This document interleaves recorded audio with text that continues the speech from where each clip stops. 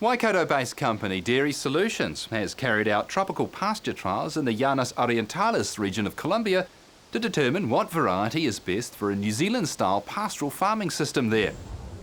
The trials were conducted on a farm belonging to Aliar, a Colombian company who's signed a joint venture for a dairy farming project with Dairy Solutions. Technical consultant Paul Sharp is based in Waikato, but spent many weeks in Colombia overseeing the trial. Challenges of farming in Colombia with the New Zealand pasture system initially was convincing Colombians that you needed to feed grass. It's considered something that grows without any fertiliser use. Language is an issue, getting concepts through, and we forget how lucky we are in New Zealand, where we've got 30, 40, 50 years worth of research data we can draw on for weather and pasture growth rates and the appropriate cultivars to use. None of that's available in Colombia. We felt the way you manage the pasture needs to be quite different to what the Colombians are used to. We were managing the forage for quality as much as quantity. We needed to find out what cultivars or pasture types were available and what management system was most appropriate for the climate that we were working in over in Colombia.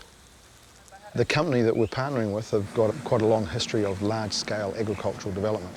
They had set up a very good farming operation based around soy and corn grow in that area, and it lends itself then to conversion into pasture. Aliar, the company, actually had the skills to actually operate at the scale that we needed to make the dairy farm work.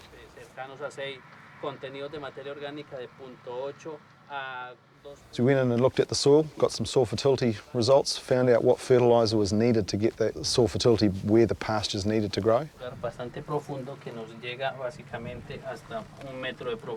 We selected our 6 or 7 best opportunities for types of forage. We've added fertiliser to the soil to get it where it needs to be. We've planted these pastures and pretty much tried to manage them as well as we can using New Zealand systems to get the best yield and best quality out of them.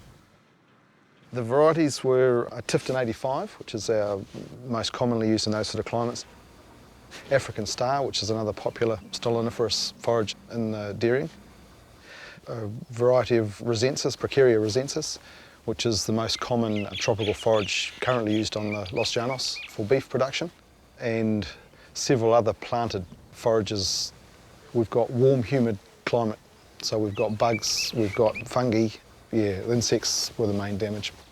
The research suggests that tropical forages yield very well. They grow a lot of dry matter, but they traditionally are thought to have very low protein levels, and protein is a primary driver for milk production for cows. So what we did was we set up 3 replicates of each type of grass, and we cut them at different frequencies, mainly trying to generate more protein in those forages and keep the fibre levels down. Every cut from every plot, we sent the samples back to New Zealand, to ARL, to get those analysed for all of the composition characteristics, the protein, the carbohydrates, the fibres, the digestibilities, to see what impact the varieties we were using were having, how they were responding to the fertiliser, and what the grazing frequency or the cutting frequency impacts were on the quality.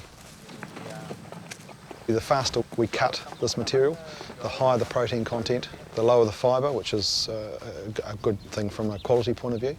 And within that, the best of those was the African Star and the Tifton 85.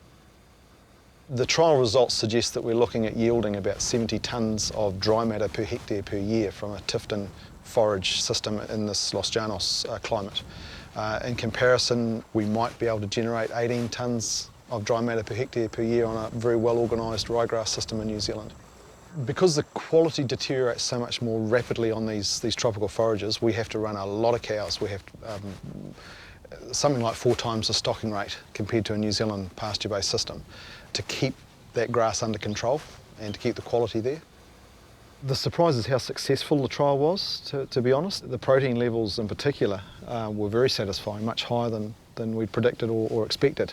So that gives us quite a lot of confidence going forward that we can use these fast-growing forages and convert them to milk efficiently.